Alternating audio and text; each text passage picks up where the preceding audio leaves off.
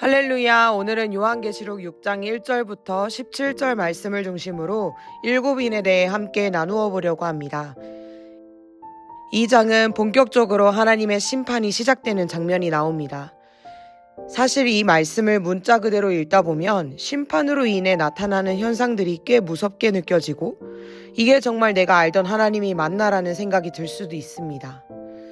하지만 이 말씀 속에는 하나님 아버지의 사랑이 깊이 담겨 있다는 사실을 기억하면서 같이 말씀을 묵상해 보도록 하겠습니다.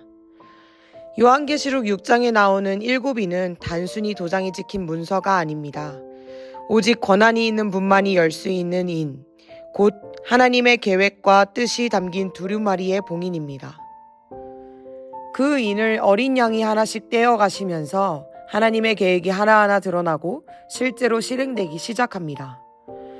1절부터 8절까지는 4개인이 차례로 떼어지는데 네 생물이 요한에게 그 인의 내용을 알려주고 각각 다른 말과 그 위에 탄 자들이 등장하게 됩니다. 정복, 전쟁, 기근, 죽음이라는 무거운 장면들이 이어지죠. 이것은 결국 하나님 없이 살아가는 인류가 어떤 심판을 받게 되는지를 보여주는 장면입니다. 그리고 9절부터 11절에서는 5번째 인이 떼어집니다. 이번에는 하나님의 제단 아래에서 순교한 영혼들이 등장해 외칩니다. 하나님, 우리의 핏값을 언제 갚아주실 겁니까? 이 외침은 단순한 원망이나 복수를 요구하는 것이 아닙니다. 하나님의 공의가 이루어지기를 바라는 간절한 호소를 외치고 있는 것입니다. 그에 대한 하나님의 응답은 조금만 더 기다려라입니다. 왜냐하면 아직 순교할 자들이 남아있기 때문입니다.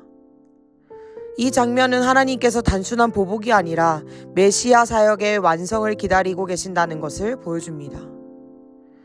하나님은 인내하시며 철저하게 하나님의 뜻 안에서 모든 것을 이루어 가십니다.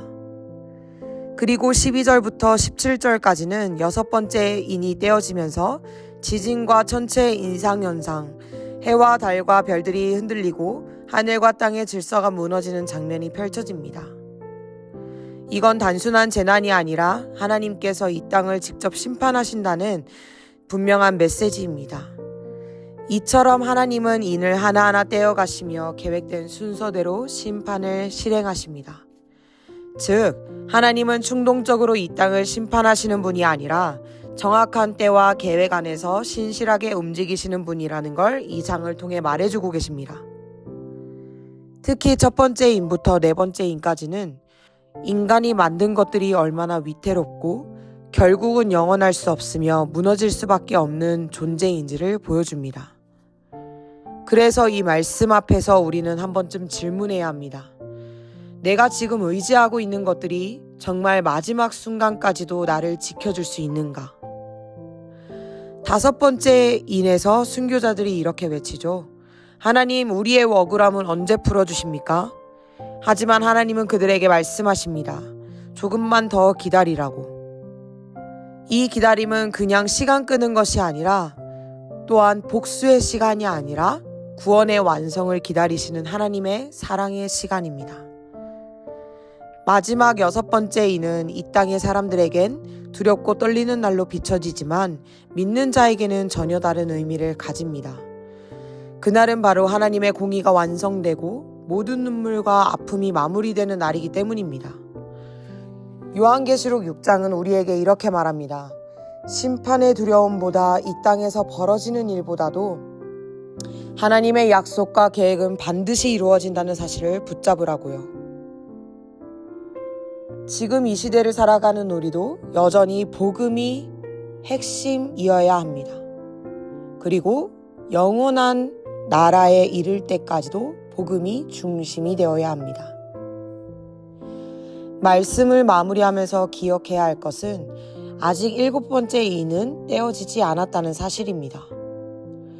이는 심판이 아직 완전히 이루어지지 않았고 하나님께서 여전히 구원받을 영혼들을 기다리고 계신다는 증거입니다.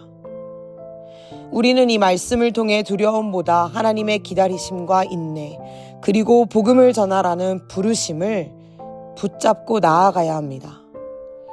오늘도 신실하게 약속을 이루어 가시는 그 하나님을 신뢰하며 나아가길 소망합니다. 감사합니다.